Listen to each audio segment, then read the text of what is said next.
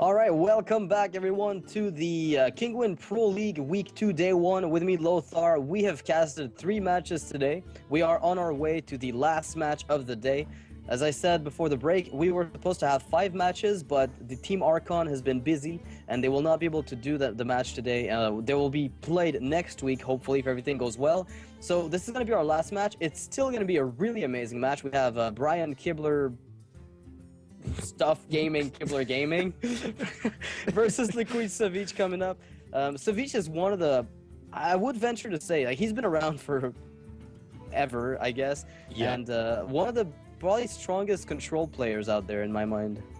Definitely, and Savjz is being known for, you know, the open bracket player. Like he made his name because he played so many tournaments and played really well in those. So. Like many players, many people are saying that those invitational tournaments are just inviting the same people over and over. But Savjz is one of those players that actually made his name out because he played so well in open brackets tournaments. So now he's just taking advantage of that. So and he's really probably gonna be tailored for this. Because the entire league, is a round robin format. So if this is a format that's going to allow people overall to distinguish themselves as far as skill goes by having to do, they have to go through 9 matches. The way that it's set up is you're going to have 10 people in each group, and each player will be facing off against 9 other players in order to accumulate points to qualify for the playoffs at the very end of the season. The end of the season is going to happen sometime in early May. And then afterwards, we're going to be doing the entire playoffs with quarterfinals, semifinals, and finals. The first player to have the most points in each group is going to be directly in the semifinals. Players who are second and third are going to go directly to the semifinals. 4th to 7th will be re-invited. Quarterfinals, yes. And then the other players, 4th to 7th, will be re-invited for the next season. And the 8th to 10th will have their slots opened up for open qualifier contestants that can be anyone who wants to apply for that specific tournament.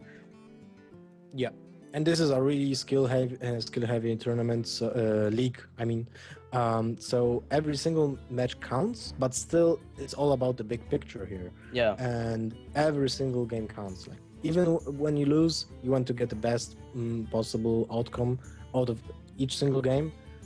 Each single match, so losing 3-0 is way worse than 3-2, and you want to be motivated every single round just to get higher in that table. Yeah, and Brian Kibler last week got 3-0'd by Zixo, so he's gonna have, hopefully, in order to make his tiebreaker score even better, he's gonna have to get hopefully a good match against Savjz here, either a win or at least a very high tiebreaker score from the loss if it does happen. So both players are ready. We should be going to the first game. It's going to be Mage versus Mage. Both players are playing Druid and Mage. Brian brought a Hunter where Savjz brought a Rogue. Yeah. So sort of similar lineups. Kinda, and Brian goes for the powerhouse lineup here. Yeah, it's kind of like Sho did. He took the 3 safe bets, the aggressor classes. Druid is able to put you on the back foot very fast. They get the initiative. Hunter has the potential to do the same thing, and Mech Mage aims to get the early lead and then snowball out of control and they can even win with top decks or Big Doctor Boom or Archmage Antonidas. I think if you are familiar with Brian's Magic history, he's been known for playing beatdown decks in Magic too, like green creatures decks. Green-red, Yeah, so picking that kind of lineup feels like it fits perfectly his style of gameplay. Yeah, more so than Priest, which I found really odd that he went to Priest initially. Like, he was a huge Priest player, which is on the total opposite side of the spectrum as far as his MTG experience goes. I feel like he is on top of his heels, on top of his skills when he uses actually a beatdown deck, like Mage or the Druid, an example. Yep. All right. So I saw a mind control deck and a counter spell there, and Savjz is getting what? Oh goodness, that did not just happen. Okay, this is getting interesting. So it's is it a fatigue mage? You know what? Coming from Savjz, I don't know what to expect. Oh, wait, no. What's going on? We will see another Kibler face when he will when he sees that in Handsome Mechano. When he will be the witness of those cards coming into play. Yeah. So trading away for the Zombie Chow here prevents a ping and Zombie Chow attack on the I think warp. you have to do it. You have to do it because that neck warper is so important. Just because you have that Tinkertown Technician in your hand. But look at this. Look at Savjz's hand right now. MC Tech, if the board gets out of control, he has a Sludge Belcher, which will be helpful. Well, that's pretty on point. This will be a Tinkertown Technician turn. No, I'd play Mechanical Yeti because the thing is, Mechanical Yeti is not played by every player out there. A lot of people just play the Shredders without the Yetis. But the good thing about that specific card is the strength of its body. Like it's a 4/5 that almost guarantees that you will get off that Blast Mage if it's coined out. Well, okay, I agree with you here. The Yeti is better than the Tinkertown Technician. Because it was turned... Well, if Savjz would have a Fireball... This would be different, yeah. Yeah. Well, you still get the initiative, I guess, but it's not nearly as good. So, yeah, in fact, Fireball would have been a pretty good draw for Savjz. At least he's going to be able to put pressure on with just a Pilot Shredder. Well, not counter pressure, but a decent amount of it. But what's the next turn from Savjz here? So they enhance on Mechano? Or he just ignores... Yeah, he just ignores the board. This is kind of... I really like this play, because it also gives away the idea of what can be played by Savjz next turn. One comes to mind is the Mind Control Tech, because he didn't trade, and that was an obvious trade, right? It's either that or Brian says, okay, so he wants to, at all costs, get the initiative, and he wants to force me to make the trades. And but so he's got to be afraid. That will not happen at all. Yeah, there is no way. Well, I mean, he could make the trades. I don't doubt it. It's just that Blast Mage is just such a powerhouse of a play right now. And he do you think Brian will play into the Mind Control Tech? I don't think so. Like, he can take advantage of that Mech Warper, but it doesn't really make any sense, right? Here's my question. How often do you see Mind Control Tech in Mech Mage? Well, it's not a Mech Mage. Well, no, but you don't know that. You've seen Unstable Portal, they could still be that. It could be an awkward version of it. Well, he does not, in fact, play into the MC Tech. Not by a long shot, in fact. So now the Encancer Mechano has kind of value. Incredible value. Well, it's not like a filled board, but it's going to give you some... Wind Fury on a 3/2. Well, he's going to kill the Yeti, right? Or the 5/4, whichever. I think the Yeti is a better kill, because you can just get the Enhancer to trade to the Blast Mage and ping it to finish it off. I think so. We didn't see the Brian Kibler face, though. He did not seem impressed. He's also lagging. Maybe he had a massive surprise face and we just missed it. Well, Savjz will drop a Belcher on next turn. That's guaranteed, I think. And do you play the spare part on the Tinkertown Technician? Or no, on Goblin Blast Mage, right? You could play even on the Clockwork. Yeah, he does play it on the Clockwork to prevent the ping, because the Savjz can get a ping, but if he does, like a ping on the 5/4, the 4/4, but if he does, then he only has 3 mana left over to do anything, which means you're probably going to be pretty far ahead no matter what. Wait, is that nearly over the next 2 turns? This is almost lethal over the 2 turns. It's one of lethal next turn. If you play the Belcher, because then the Blast Mage trades in the Belcher, the Clockwork Gnome trades in the Slime. He can't double Fireball. Yeah, but it's lethal next turn, because now we just play Fireball and Pink, and then you have Fireball, second Fireball on turn 7. Yeah, exactly. He's got about 2 turns to go, and that's a pretty threatening hand. I mean, for that reason, I think Kibler knows that putting as much aggression as possible is the right way to go. This is kind of a better time to have double Fireball than the position that Kaldi was in earlier, going back on those games. Definitely, but wow, what a heads-up play from Savjz here. Yeah, he knows to be careful. He wants that Slime to tank, to soak up as much damage as possible. But with double Fireball, I don't see how Savjz can make a comeback here. I think it's kind of similar. Okay, so he's using the Fireball, but still, it kind of feels similar to when you're losing to a Hunter race, you know? Because the Mage hero power is kind of the same. It's just twice less effective, but it still will. Yeah, it will put you on the clock anyway. So here he didn't actually lose anything because he could have fireballed face and traded with the blast mage, but ultimately he gained 6 out of attacking face and pinging.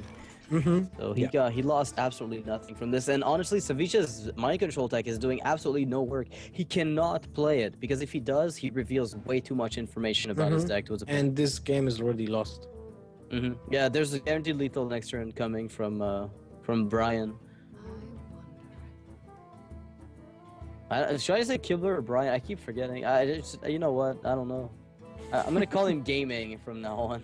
I'll just pick the one word. Yeah.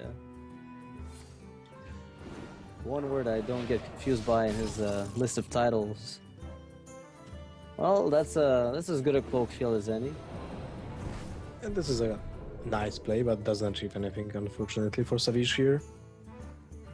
So Savjz went for a kind of mid-range mage.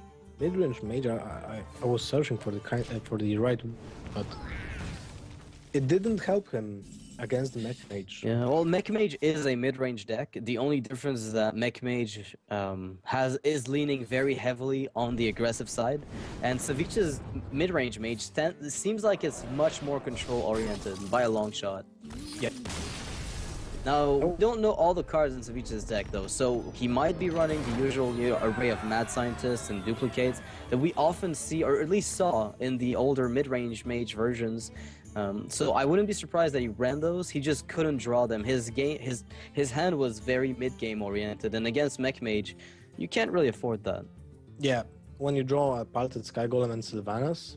Yeah, it's not gonna beat Mech Mage like ever. You're always gonna get steamrolled by them. Unless, some heal bots come into play that help you out. And Savjz is the kind of player who I wouldn't doubt is playing heal bots in a mage deck. It's the type of deck that I would see him play. He's a very, very heavy control player, and mage could make sense with those cards. We have seen Mill Mage in the past, and it did use anti-kill bots to further their agenda. Well, we will have probably more chances to see this mage. And yeah, we'll see it again in the next match, in the next game. Because Savjz will play the mage again, and Brian Kibler Gaming will play Druid. Okay, so that's not going to be too bad. Druid versus Mech Mage. Let me rephrase that. Versus Mage. In general, I would say Savjz has a good chance, but this is going to be a pretty weird matchup since we have absolutely no idea exactly what Savjz's Mage contains. I can't wait to see. Because the game will go on for longer, in theory, than it did now, so we should be able to see more cards from Savjz's deck. The problem with the mind control tech is there's almost no chance of getting any value from the mind control against Druid. Like, you want to drop it as a free minion. That's it. If you don't, it's still not bad. Yeah. It's still not bad. Yeah. But you might as well run Earthring Farseer at that point, I guess. And unless Dr. Boom comes out when there's something already on board, you won't get any value out of MC Tech, and that might be a reason why. I mean, if you're running BGH and MC Tech and you play both back to back, you could get some decent anti-Dr. Boom value. If you don't steal Boom, you kill him, and if you do steal him, then you're far ahead anyway. It's kind of like a heavy teching against it, though. All right, so Savjz playing Unstable Portal, and there's the mirror entity. So how different is it from the from Mech Mage? Maybe he's playing Kirin Taurus. I like that. Like, the old mid-range mage before mechs were introduced. Yep, I remember the Twilight Drake / Belcher duplicate play as well. Well, that was kind of control-ish mage, but yeah, but not freeze mage. So we do see the BGH. Oh crap! That's really unfortunate to draw the second mirror entity from the mulligan. Whoa! Chasm Mystic. Brian Kibler is going to take that away from Savjz very fast. And honestly, well, not the game that is, but that secret. Wow. Oh, Savjz is going to get demolished by this double shade early game. Double shades will have, I don't know if there will be more impactful card than Shade of Extrema being played on turn 1 and turn 3. Like, what can you do? Insane value that they can be even not revealed until you get lethal. And the worst part in the entire thing is that I suspect Savjz will just play his mirror entity as having no other play. I mean, maybe Piloted Shredder with the coin. But if he ends up going for Merit, he's gonna get punished. Oh, no. Wow. Oh, Savjz. Oh, you are... wow. Kibler's face? What's the Kibler face now? It's not there, it's just, you know, he's not even surprised. He's just like, well, that was kind of supposed to happen. I mean, I did put the Kazama Mystic in my deck. And we can't see... I would like to see Savjz's face right now. Why Savjz doesn't have a cam? Well, I don't know. Maybe it's late where he lives. Is it? What? No. He's from Finland, so it's like 9 p.m. for him. Okay. Well, I have no explanation. We can, you know, console ourselves with Brian Kibler's face. So, will Mind Control... That's quite a nice job.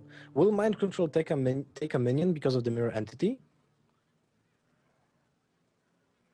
Like there will be 4 No, minions. the battle cry occurs before it spawns. No, it won't. It will not. I made that mistake once. It was a one-time mistake. You never make that one again. Okay. Yes. Now that you asked, I was trying to process the question. It was actually a mistake I made. Well, now I suspect he's almost getting. Well, he's never gonna get MC tech value now. Yeah. There's no way. Yeah. I mean, Brian doesn't even have what it takes to give him the MC tech value at the moment. This is gonna be game faster than I can think of. Like 10 damage right now. He left like 10 health left on Savjz's mage. There's no way you can sustain that. And you can't play minions because you're just gonna die. It is a counter spell. Whoa. Okay, so you deny the first force of nature. But it's still, you have to deal with those creatures on board and you have nothing. You could bluff the ice block by playing Cobalt Guardian, but then again, he's just gonna pop it and keep going. Yeah, that doesn't really make any difference for the Druid player. You just play Sludge here, there's no other play. Or I guess you could if you play Frostbolt the Shade. Sludge, then... Frostbolt Shade? That's super bad. I mean, there's no way out here. Oh wait, I have an idea. You Frostbolt Shade, then you play the Cobalt Guardian, he trades with Cobalt, then he plays Dr. Boom, and then you MC Tech. How much point of damage does have Cobalt? Like 6, right? So... It's a 6/3, yeah. It's gonna trade with the Wrath, I guess. So that Cobalt just goes face for 6 points of damage, so he is lethal anyway.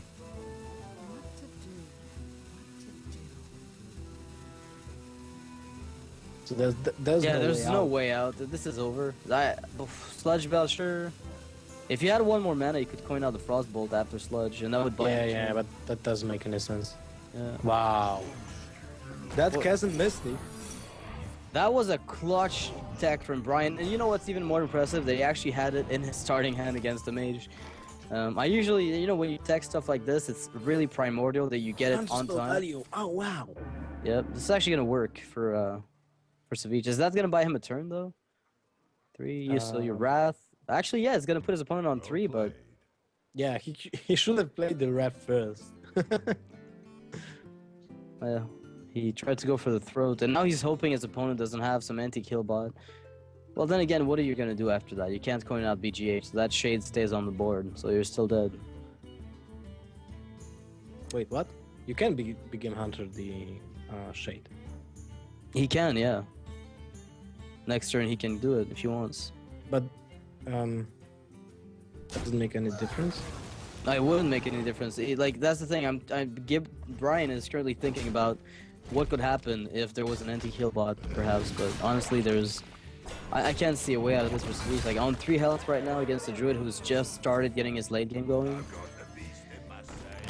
Frostbolt on the Shredder. He's gonna live for 1 more turn. Unless Brian top decks a Force of Nature or Druid of the Claw. So or Swipe, or there's a lot of things. So he has 4 outs at least. Mm-hmm. Yep. And so he just concedes. Does he want to see the end of this game?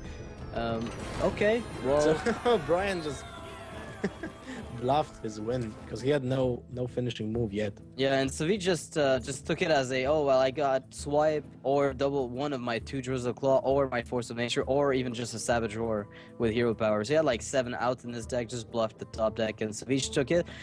Honestly, I can't blame him. He was pretty close to losing anyway. There was very few. That's very right. Like that game would still be very hard for Savjz even without that Chasm Mystic. Like there were 2 Shade of Nextremas there. It was turn 1 and 3. Yeah, but it would. I think it would have equalized. I mean, honestly, if the thing is with Meritity, it's an even bigger tempo loss because when you get it off, you're finally able to match your opponent 1-to-1. So effectively, you're not losing anything, right? You know what the problem was? That Savjz played that mirror entity from his hand and not from the Mad Scientist. Exactly. That was the biggest loss because he just lost a whole turn to play mirror entity against double shade.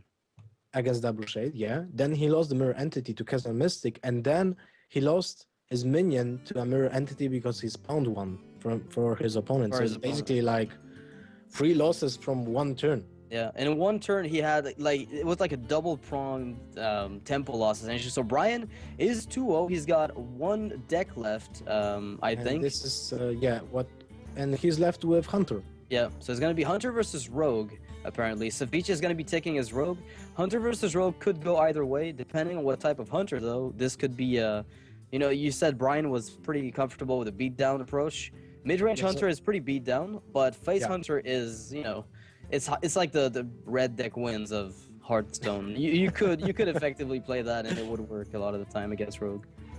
Yeah, well, yeah, the face Hunter is the bane of rogues. Yeah, that's the problem. But when Savjz is picking Rogue on purpose against a Hunter because he knows that there will be a Hunter left, then Savjz is thinking that Brian is playing a mid-range Hunter.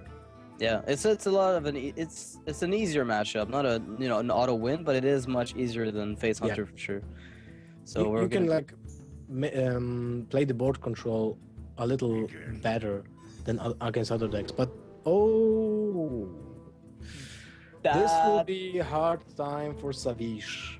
Well, I'm losing my words. Savjz is gonna be in a world of hurt when he sees that leper gnome fall down. Yeah, turn 1 leper gnome. At least he got the coin, but unless Savjz plays like double Farseers and anti-healbot, I don't see him winning this game at all. Okay, well, Brian Kimball doesn't have a good opening hand. I mean, honestly, Golem's not so great. Do you need a good opening hand, or do you just need to? I don't see the point of keeping that animal companion when you're without the coin. I would just mulligan it away. Actually, I'm even surprised he's playing animal companion and face hunter. It's a card I dislike for that specific deck. I feel like it's just not necessary. You could even play other aggressive stuff instead. Oh, and Savjz just used that backstab on a leper gnome. Yeah, that's gonna be a pretty good juggler. This tells to Brian, okay, he got 2 backstabs, or he doesn't have anything, and he has the double backstab opening. Well, which actually, is kind of okay. Yeah, the rogue is actually positioning herself pretty well here. Yeah, but this can change really fast. Let's see if it's a huffer. If it's not, Leo. Well, this is not good at all. So now turn 3, coin. Wow. Okay, never mind. Yeah, this is the best outcome possible. The best top deck possible. This is actually really crazy. He's gonna get 2 little tokens from that Violet Teacher right away. There is no Unleash the Hounds currently sitting in Killer's hand. Then again, that explosive trap kind of denies the 1/1s from doing much at this point. Would you play the Life Juggler there on turn 2? Honestly, I think I would have just by default, but if you really want to get that Unleash value, then you don't have to. And all you have to do is rely on Unleash the Hound's value against Rogue? I don't think so. Without the Violet Teaching going on, I think it's not necessarily a bad idea. Because they have to play spells. Even if they trigger Explosive Trap, they still have to keep going with spells. That's how they win the game. In general, they'll try to burst you down. And I mean, look at Kibler's hand right now. That Arcane Golem and the Abusive Sergeant together are 6 damage. That puts the Rogue on half health. Doesn't even include the hero power, nor the kill commands. There's a lot of damage to go here. And Savjz is gonna need about 4 turns of unimpeded board progress to be able to kill Brian from this point. And he's gonna have to deal with Arcane Golem if it does fall down eventually. Yeah, and still, Savjz has the ultimate board control tool, which is Deadly Poison Blade Flurry. This is insane. Yeah, the upside to it is that even it used to be the case that Blade Flurry I think only dealt damage to minions, And Fan of Knives dealt damage to all enemies, but they changed it around to where Blade Really? Flurry... Yeah. I didn't remember that.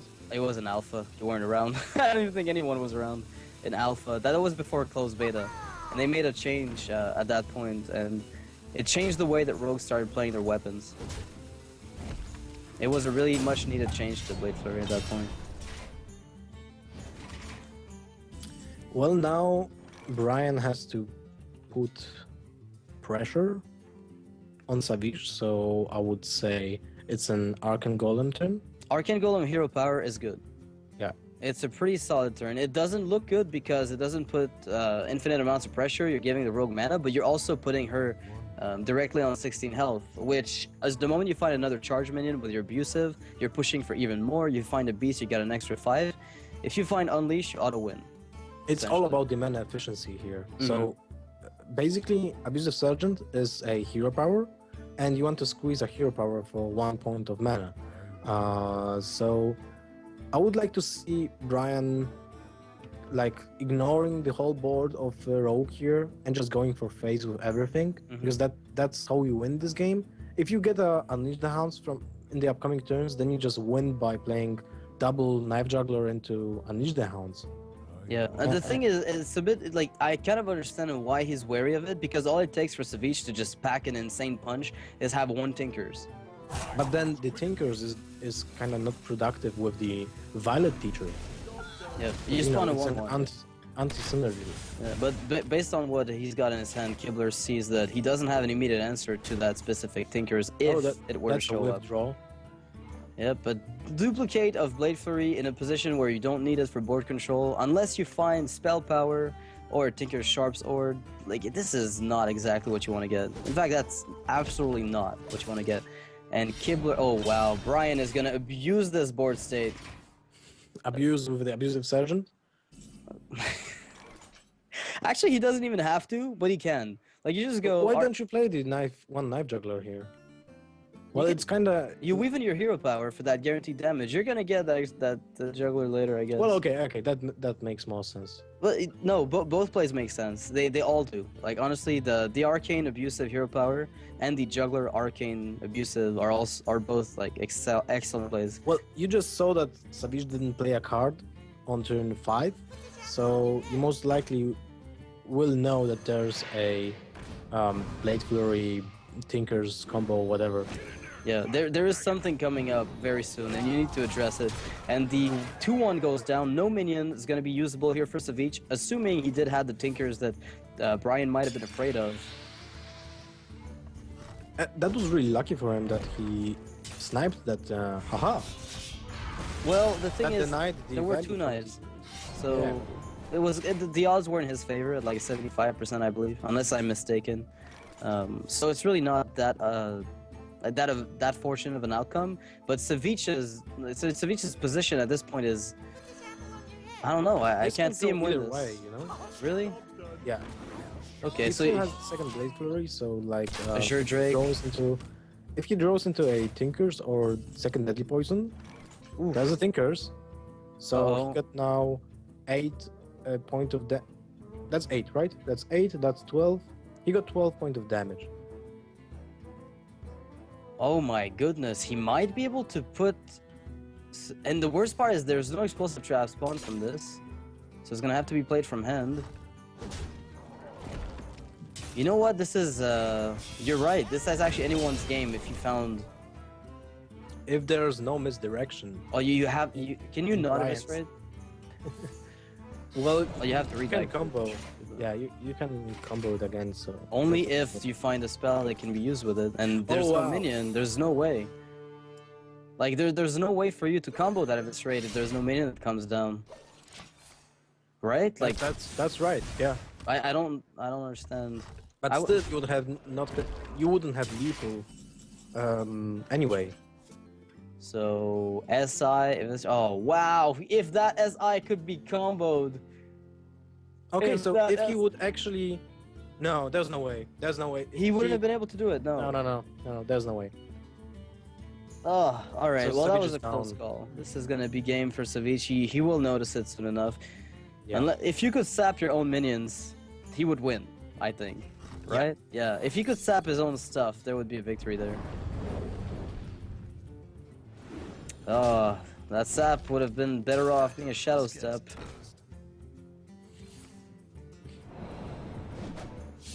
But wow, what a close game here. That was the closest game with Face Hunter versus Rogue that I've seen in a long time. So this is gonna be 3-0 for Brian, who went 3-0 last week. So that's gonna give him kind of a balancing outcome for this week's match against Savjz. And I don't know, did Savjz win his match last week? I forget what the outcome of his match was. I'm gonna check it out real quick. But either way, that Face Hunter, the deck from Brian, took Savjz by surprise, obviously. I mean, he was expecting mid-range Hunter, which is exactly why he went for the Rogue. There's no other reason I can think of why you'd go for Rogue against Hunter if you expect anything but mid-range. But that backfired a lot. I think Savjz expects his opponents to play slower decks too often, people might, tend to abuse that. To be more greedy, yeah. People will be more aggressive against Savjz, knowing that he might fall into the trap of expecting mid-range. He does that a lot. I've seen him do the same thing a lot, but he's a great player nonetheless. And like in the mid-range and controlled the matchups, Savjz is a powerhouse. But when it comes to dealing with hyper aggro, I don't think that's a particular strength of his. Yep, you're right. I agree with that. Like Savjz is really exceptional at playing in control mirror matches. Yeah, exactly, and that's where he shines the most, and that's kind of how he made his name. In fact, that's how he came to be. He's not known for playing the aggro decks. That's for sure. No, not at all. So this will conclude the fourth and last match of today. We have another day planned for this week. On Thursday, we're going to be playing 4 more matches. Again, we would have had 5 matches for both days, but Team Archon is busy. Hence, we will postpone their matches to the next week. So the 4 matches that will be played on Thursday will be as high caliber as those that were played today. There were less sweeps, I think, this time around than we had last week. Last week we had a few sweeps, I think. And today we had 2, right? Yeah, 2 sweeps. Well, then it's still a 50%, but it's not it's not the 70 that we had last week so far. So maybe by the end of the second day, we'll see more 3-2s and 3-1s, which could be kind of interesting. So on Thursday we'll have 4 more matches, and on Friday we'll have a recap with Callum Leslie from Daily Dot. On the same channel as now the broadcast, and if you didn't have time to watch every single game, you will have the second chance to watch those, to rewatch those on the recap, on the Friday recap with some commentary from Callum. Yeah, exactly. It's not a part of the the game casting, but it's a part of the whole event, the Kinguin Pro League, and he takes care of giving you the highlights. He even gets interviews from players. So if you're interested in that, just definitely check him out on Friday. That's a pretty good that's a good follow-up or ending for the week of the Pro League. So this is gonna be it for today, guys. We hope you enjoyed the matches, and we'll be back on Thursday with even more. So expect us, and thanks for watching. Thank you.